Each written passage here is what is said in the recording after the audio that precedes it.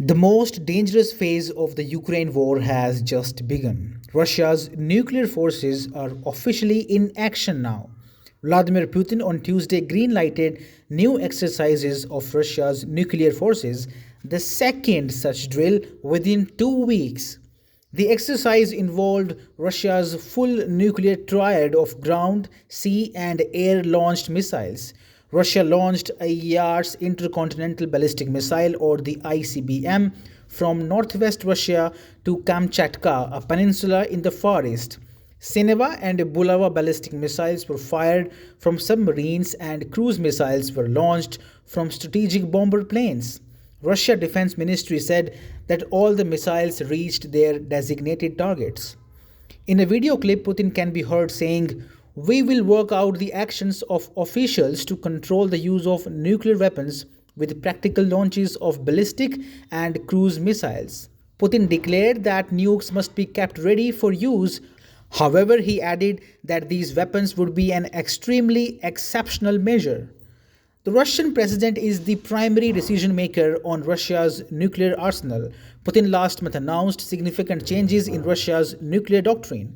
The new doctrine says that any nation's conventional attack on Russia that is backed by a nuclear power will be considered a joint nuclear attack on his country. In October, Moscow was said to be fully ready for exploding a nuclear bomb at any moment in the Arctic. According to a report in the Daily Mail, the director of an old Soviet test site in the Novaya Zemlya archipelago insisted that testing facilities are ready and can be used immediately if the order is given. Western media often portrays Vladimir Putin as the main troublemaker and threat to peace in Eastern Europe. But today, let's take a look at a different view. Maybe Putin's actions are just responses to moves the US has made over the years. The story began back in August 2019. At that time, the US decided to back out of the 1987 Intermediate Range Nuclear Forces Treaty, which was an agreement between US and the Soviet Union and later Russia to limit certain types of nuclear weapons. After this, Russia saw this step as a threat and reacted by announcing that the treaty was officially over.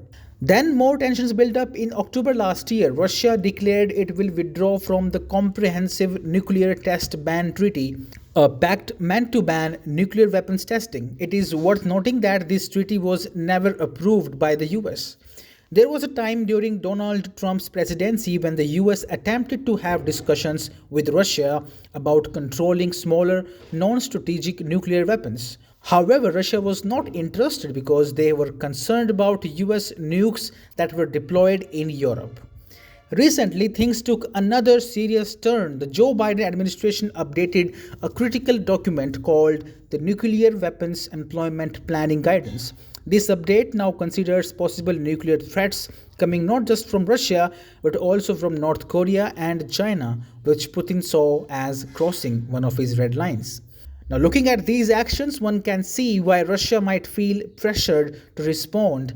From Russia's perspective, Putin's actions might not be about causing trouble but reacting to choices made by the US.